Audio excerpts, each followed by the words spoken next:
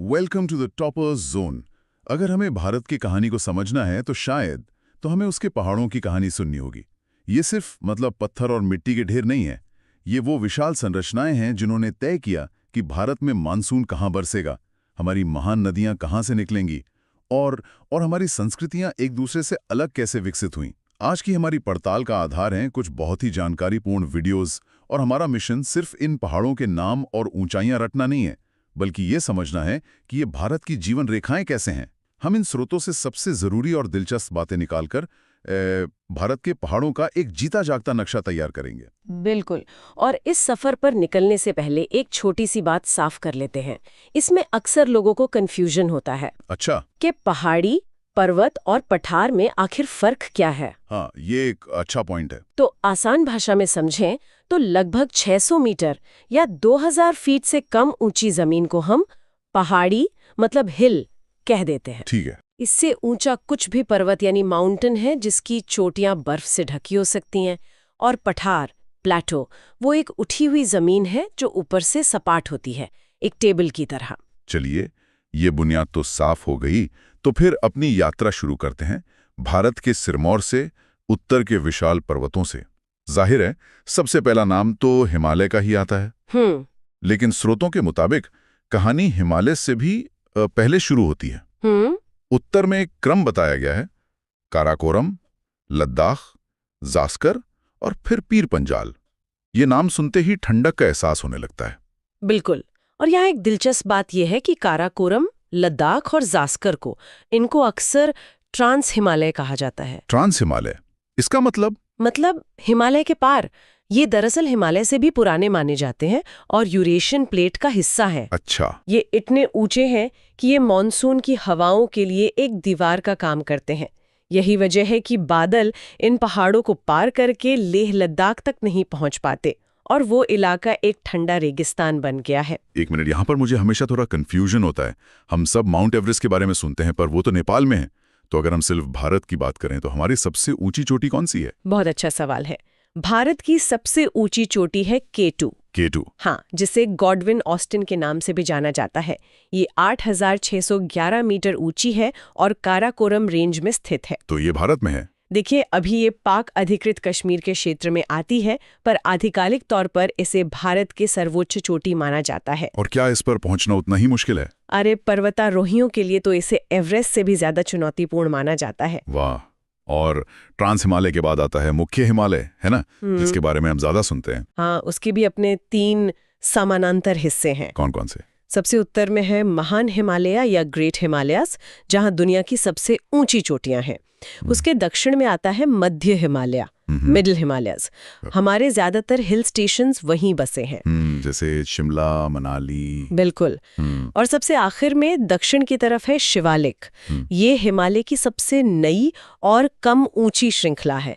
लेकिन हिमालय की ये विशाल दीवार सिर्फ पश्चिम से पूरब तक सीधी नहीं है। मतलब? जैसे ही ये भारत के उत्तर पूर्वी कोने तक पहुंचती है, इसका चरित्र पूरी तरह बदल जाता है। पूर्वोत्तर, वहां तो कहानी और भी जटिल हो जाती है, जहां पहाड़ और संस्कृतियां एक दूसरे में उलझी हुई हैं। अरुणाचल प्रदेश से शुरू करते हैं। बिल्कुल। वहां पश्चिम से पूरब की ओर पहाड़ियों की एक पूरी लाइन है: डफला, मेरी, अबोर और मिश्मी। और सबसे शानदार बात यह है कि इन पहाड़ियों के नाम वो वहां बसने वाली जनजातियों के नाम पर रखे गए हैं। अच्छा। ये तो बहुत दिलचस्प है। हाँ, डफला पहाड़ियों में निशी जनजाति रहती है, मिरी में मिशिंग, अबोर में आदि जनजाति और मिश्मी पहाड़ियों में मिश्मी जनजाति।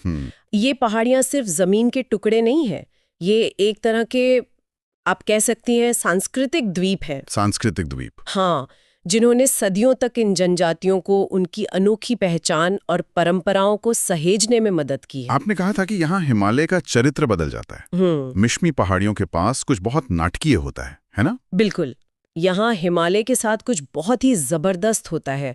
ऐसे लगता है जैसे वो पूरी रफ्तार से पूरब की ओर जा रहा था और अचानक उसने हैंड ब्रेक खींचकर एक जोरदार यू टर्न ले लिया हो। अरे वाह! भूगोल की भाषा में इसे सिंटैक्शियल बेंड कहते हैं।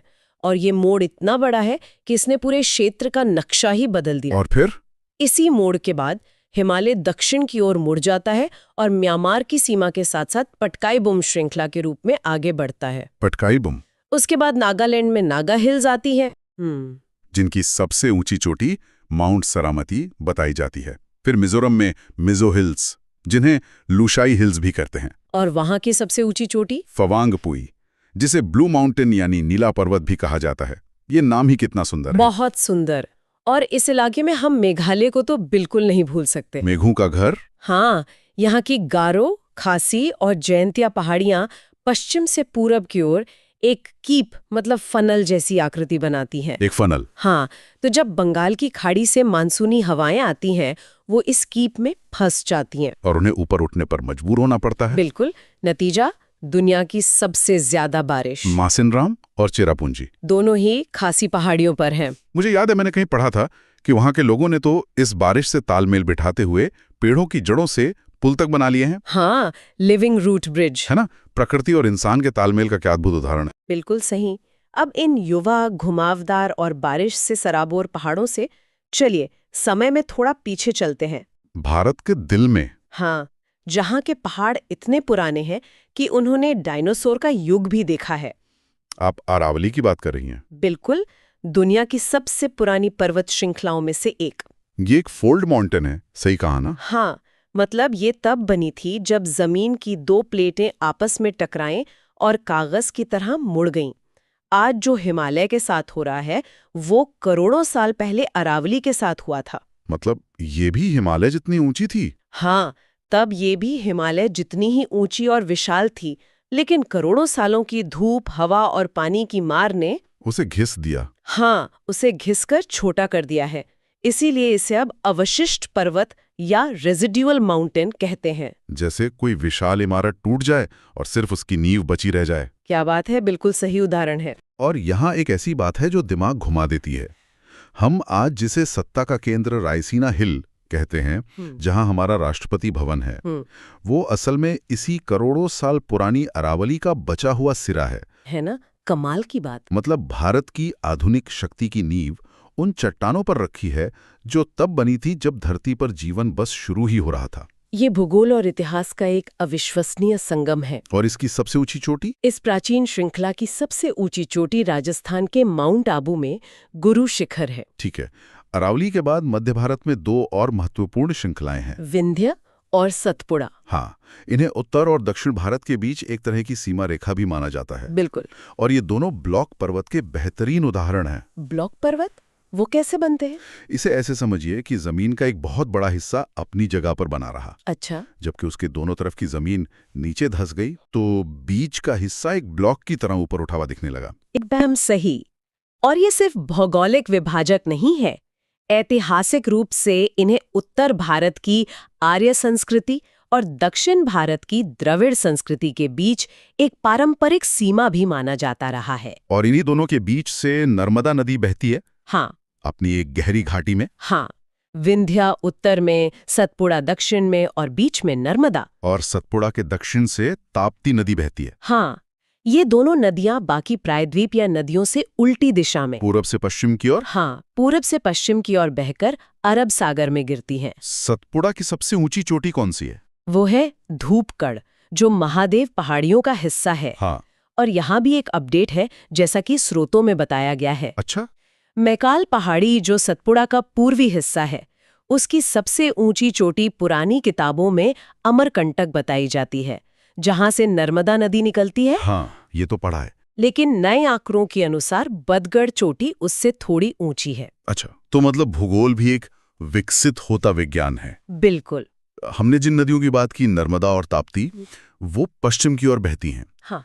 लेकिन भारत की ज्यादातर बड़ी प्रायद्वीपीय नदियां वो तो पूरब की ओर बहती हैं। हाँ, और इसका कारण समझने के लिए हमें दक्षिण की दो विशाल दीवारों को देखना होगा, पश्चिमी घाट और पूर्वी घाट। बिल्कुल। इन दोनों में एक बुनियादी फर्क है। पश्चिमी घाट, जिसे महाराष्ट्र में सह्याद्री भी कहते हैं, वो गुजरात से लेकर केरल तक एक लंबी बिना टूटी हुई दीवार की तरह खड़ा है। और पूर्वी घाट? वहीं पूर्वी घाट एक टूटी फूटी कटी फटी श्रृंखला है। और इसके टूटने की वजह वही नदियां हैं ना? एकदम सही। हमारे प्रायद्वीपीय पठार का ढलान पश्चिम से पूरब की ओर है। अच्छा। इसलिए महानदी, गोदावरी, कृष्णा, कावेरी, ये सारी बड़ी नदियां पश्चिमी घाट के पास से निकलकर पूर्वी घाट को जगह जगह से काटती हुई बंगाल की खाड़ी में जा मिलती हैं। लाखों सालों के इस बहाव ने पूर्वी घाट को कई टुकड़ों में बांट दिया है। बिल्कुल। और क्योंकि पश्चिमी घाट एक मजबूत दीवार की तरह खड़ा है, वो भारतीय मानसून में इतनी बड़ी भूमिका निभाता है। सही पकड़ा। ये अरब सागर से आने वाली नमी से लदी हवाओं को रोकता है, उन्हें ऊपर उठने पर मजबूर करता है, और इसी वजह से पश्चिमी तट पर जबरदस्त बारिश होती है। बिल्कुल। और इसी भारी बारिश और अनोखे मौसम की वजह से पश्चिमी घाट दुनिया के सबसे अमीर बायोडायवर्सिटी हॉटस्पॉट्स में से एक है। यहाँ ऐसे पेड़ पौधे और जीव जंतु मिलते हैं जो दुनिया में और कहीं नहीं पाए जाते। हाँ, जैसे कि लायन टेल्ड मकाक, और पूरे दक्षिण भारत की सबसे ऊंची चोटी अनाईमुडी भी यहीं केरल की अन्नामलाई पहाड़ियों में है। अनाईमुडी, ठीक है। तो ये दोनों घाट, एक सीधा और एक टूटा फूटा, आखिर मिलते कहाँ हैं? इनका मिलन होता है तमिलनाडु, केरल और कर्नाटक के संगम पर स्थित नीलगिरी की पहाड़ियों में। नीलगिरी? हाँ, नीलगिरी एक गांठ की तरह है जो इन दोनों श्रृंखलाओं को जोड़ती है। और नीलगिरी की सबसे ऊंची चोटी? वो है डोडा बेट्टा, जो अनाईमुडी के बाद दक्षिण भारत की दूसरी सबसे ऊंची चोटी है। पूर्वी घाट की सबसे ऊंची चोटी को लेकर भी वैसा ही अपडेट है जैसा हमने मैकाल के बारे में सुना था। हाँ, कई पुरानी किताबों में ओडिशा की महेंद्रगिरी को पूर्वी घाट की सबसे ऊंची चोटी बताया गया है। 1501 मीटर है ना? हाँ, लेकिन नए और ज्यादा सटीक सर्वेक्षणों के अनुसार आंध्र प्रदेश की जिंदागाड़ा चोटी, जिंदागाड़ा, हाँ, वो 1690 मीटर है और वही अब सबसे ऊंची मानी जाती है। तो ये भी एक महत्वपूर्ण अपडेट है। और इस शानदार सफर के बिल्कुल अंत में भारत की मुख्य भूमि पर सबसे दक्षिणी पहाड़ी कौन सी हैं? वो है केरला में स्थित कार्डमम हिल्स, यानी इलायची की पहाड़ियां। बिल्कुल। जैसा कि नाम से ही जाहिर है, ये इलाका मसालों, खासकर इलायची की खेती के लिए मशहूर है। ये पश्चिमी घाट का ही सबसे दक्षिणी विस्तार है। तो आज हमने उत्तर के बर्फीले और ऊंचे हिमालय से लेकर पूर्वोत्तर की हरी भरी और सांस्कृतिक रूप से जीवंत पहाड़ियों तक का सफर तय किया। फिर हमने भारत के दिल में मौजूद दुनिया की सबसे पुरानी अरावली श्रृंखला के अवशेष देखे, और अंत में दक्षिण भारत के उन घाटों को समझा जो हमारे मानसून की किस्मत तय करते हैं। और इस पूरे सफर से एक बात शीशे की तरह साफ हो जाती है। क्या? ये पहाड़ सिर्फ भूगोल का हिस्सा नहीं है, ये वाकई में भारत की जीवन रेखाएं हैं। ये तय करते हैं कि बारिश कहाँ होगी, नदियाँ किधर बहेंगी, कौन सी फसलें उगेंगी, कहाँ शहर बसेंगे और कहाँ कैसी संस्कृतियां पनपेंगी। बिल्कुल। और शायद यही आज की हमारी चर्चा का सबसे बड़ा टेक अवे भी है। हाँ, ये पर्वत श्रृंखलाएं सिर्फ जमीन को नहीं बांटती, बल्कि ये भाषाओं, भोजन, पहनावे और जीवन शैलियों को भी आकार देती हैं। अगली बार जब कोई किसी पहाड़ी इलाके की तस्वीर देखे या वहां घूमने जाए, तो एक पल के लिए ये जरूर सोचना चाहिए कि उस जमीन के उतार चढ़ाव ने वहां के लोगों की कहानियों, उनके संगीत और उनकी जिंदगी को हजारों सालों से कैसे गढ़ा होगा। भूगोल सिर्फ नक्शों पर नहीं, लोगों के दिलों और उनकी आत्मा में भी बसा होता है।